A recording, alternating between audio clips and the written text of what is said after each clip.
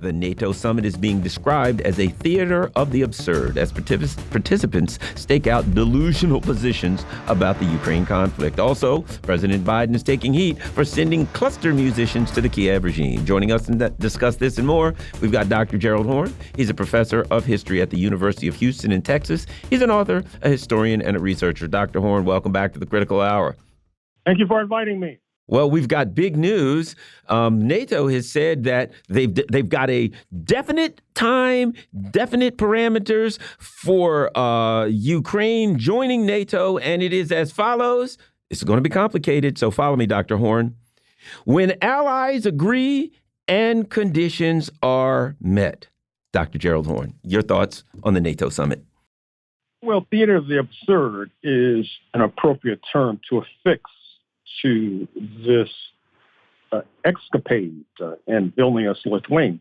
I say that because NATO has been exposed by this dispatching of cluster munitions in contravention of a number of international conventions, not to mention splitting and outraging many who have been pro-war.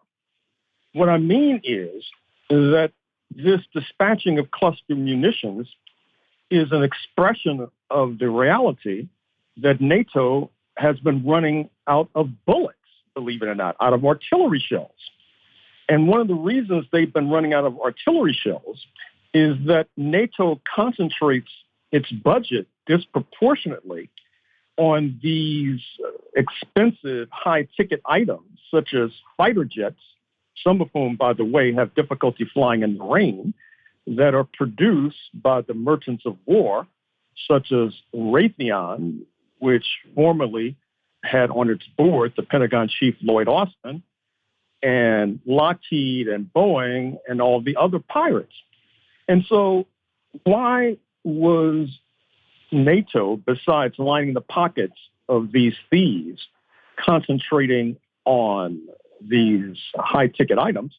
Well, probably because NATO, despite it being in existence since 1949, being explicitly anti-Moscow, despite it supposedly going into remission at the collapse of the Soviet Union in 1991, but finding a mission by battering the remnants of socialist Yugoslavia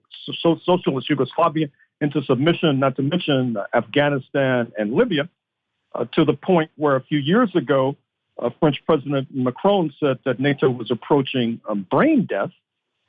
But that was an expression of the fact that despite being anti-Moscow, they had little preparation for any sort of conflict with Moscow, because any conflict, of course, would be outrageous, since NATO has difficulty subduing Afghanistan, obviously, and it's turned Libya into a mess. And so how are they going to confront the largest nation on planet Earth? And so NATO's budget was not fit for purpose. It was not attuned to its supposed mission, which is one of the reasons why it's running out of artillery shells. And then you get the ultimate contradictions that are emerging as a result. Newspaper headlines in the United States, at least, tell us that Sweden has been accepted by Turkey as a member of NATO. The problem with the U.S. headlines is that if you look outside of the United States, they tell us that the price that Turkey has been able to obtain for capitulating has been closer relations with the European Union, which has been trying to join. That's only going to exacerbate pre-existing tensions with Europe. The relations between France and Turkey are not ideal, to put it mildly. There have been a number of scraps in recent years and indeed in recent decades. And we all know that there is conflict between Germany, the other giant of the European Union, and Turkey, not least because Germany has a substantial Turkish population that it continues to exercise discrimination against, to the consternation of Ankara. And so by agreeing that Sweden should join the NATO, the North Atlantic Treaty Organization, Turkey is only going to heighten tensions within Europe itself. And I think that's one of the reasons why we began by talking about NATO as being a theater of the absurd. And there's another point that needs to be made, which is that France, which has had an independent streak within NATO in recent years, also is objecting to NATO members continuing to spend their treasuries on these high-priced items and fighter jets from the United States. France would prefer that it be the recipient of those budgetary expenses. And so it's fair to say that NATO will continue to be plagued by tensions. You should not be shocked nor surprised that when, I won't say if, but when Ukraine is finally defeated on the battlefield, that NATO itself will probably lapse, hopefully, into extinction. You know, and I've got to connect this. You mentioned France because this is NATO. Recently, France has, voiced its opposition and vetoed NATO opening an office in Tokyo.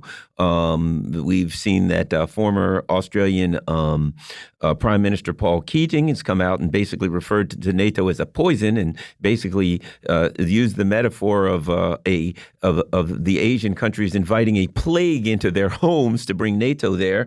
And Janet Yellen just returned from China, kind of, hat in hand, begging for some financial assistance at least, or mercy from China.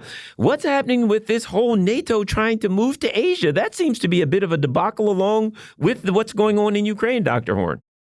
Well, it certainly is. And even though Secretary Yellen was able to wangle meetings, which was up in the air, even after she landed in Beijing, obviously China is miffed by U.S. policy, which on the one hand continues to beg China to continue buying U.S. Treasury bills so that the United States government can be financed, but at the same time wants to destabilize its creditor, speaking of the People's Republic of China. And let me return for one more point with regard to Turkey and the European Union. Just as you can fairly say that NATO is anti-Russia from its inception, it would not be outlandish to speak of the European Union being anti-Turkey. That's one of the reasons why this substantial European nation is not part of the European Union. And in order to understand that, you have to understand the fact that Turkey is a predominantly Muslim nation, that the European Union is comprised of nations that at least heretofore have been predominantly Christian. In order to unravel the opposition to Turkey, you have to go back centuries to the conflict between Muslims and Christians, which supposedly has died down in this modern era, but is still inflamed. And there are those in the European Union who feel that if Turkey is accepted even on a quasi level into the EU, that'll open the door for more Muslims heading west, helping to increase already existent xenophobia, Islamophobia, and helping to supercharge these right-wing parties, such as the party that now rules in Rome, Italy, under Prime Minister Meloni, such as the Alternative for Germany, which is on the verge of gaining strength, and it already is gaining strength in Germany, and all the rest. And so this is intensely a theater of the absurd that you see unfolding in Vilnius. That is to say, the contradictions are ensnaring and ensnarling the member states as if they were trapped in a bowl of spaghetti. Now let's bring this back home. AOC endorsed Joe Biden for president, and if you look on her Twitter page and all around, she's gotten ripped to pieces by people on the left. Many Democrats, many people bringing up the issue of the cluster bomb, the cluster munitions, and a new Echelon Insight survey shows that RFK Jr. has a 30-point advantage in net favorability over President Joe Biden, which makes this conflict even more dangerous, which makes this NATO thing even more dangerous, because it looks like it's going in the direction of a debacle for Biden, which would be his political demise. Your thoughts? Well, Mr. Biden obviously has many problems.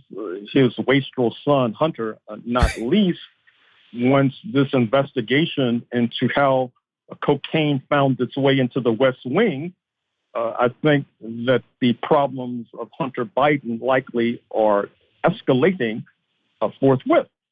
The trump card, pardon the expression, that Mr. Biden might have, I'm afraid to say, might be black voters. That's one of the reasons why maneuvers took place to have early primaries take place in South Carolina, where the Democratic Party is dominated by black voters. And that is one of the reasons also why at the end of the month, you'll see the NAACP meeting in its convention in Boston. Probably not observed is the fact that when they met in Boston in 1950, the NAACP exacted and executed a massive purge to socialists and radicals, launched a campaign against the late, great Paul Robeson, which, of course, helped to destabilize the Black liberation movement, leaving the Black community still with this ridiculous approach of the NAACP, the leading organization, having a strategy, so-called, of having no allies to the left, whereas the Republican parties have a strategy of no antagonists or enemies to the right.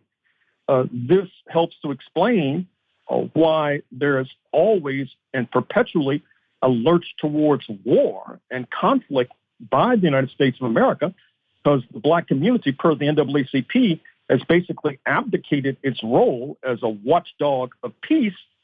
However, it's backfiring because obviously that approach has led to the political weakening of one Joseph R. Biden, their preferred standard bearer, who, as you suggested, may be on the ropes, not least because of this wasteful war, proxy war in Ukraine.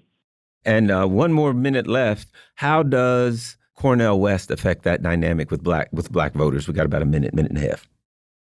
Well, I think Dr. West recognizes that from where I'm sitting in Texas, the Republicans have a stranglehold on politics.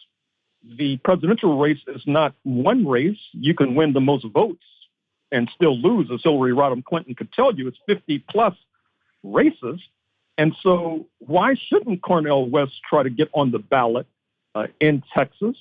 You can't say that he's draining votes away from Mr. Biden. You can't say that about West Virginia. You can't say that about Louisiana, Mississippi, Alabama, where there is a plethora of black voters.